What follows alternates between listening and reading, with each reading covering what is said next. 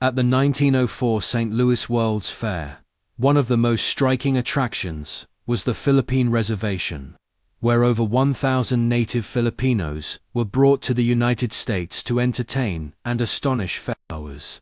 This reservation was just one part of a larger phenomenon known as living exhibitions, which showcased indigenous peoples from various regions around the globe, along with their cultural practices, attire, and traditions. This spectacle was designed to reinforce a hierarchy that placed the United States at the pinnacle of civilization. The primary objective of the fair was to illustrate Western superiority, utilizing various methods, including athletic contests. Among the participants of the Human Zoo, which featured not only Filipinos but also Native Americans, Congolese, and other indigenous groups. These events, referred to as Anthropology Days, aimed to gather anthropometric data that would support the prevailing scientific racist ideologies of the time, which sought to establish a biological basis for perceived racial distinctions. William John McGee, who was appointed to lead the anthropology department of the fair, envisioned a presentation of human development that illustrated a linear progression from primitive societies to a state of enlightenment, suggesting that Western civilization represented the height of this evolution.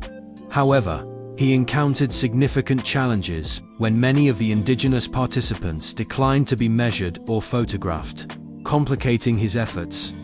In a strategic collaboration with James E. Sullivan, who played a key role in organizing the 1904 Olympics and held strong white supremacist views, McGee devised a plan to host a series of athletic competitions among these indigenous individuals without their consent. The hastily organized events were marred by a lack of proper training and cultural context, ultimately failing to produce valid scientific data. Nonetheless, McGee and Sullivan used the outcomes of these competitions to make sweeping generalizations about racial inferiority. Their reports often disregarded critical details, such as the fact that indigenous athletes outperformed white American competitors in certain events. The grand structures of the fair were temporary and dismantled after the event, but the ideologies they propagated have proven to be remarkably resilient, continuing to influence contemporary debates about race and intelligence.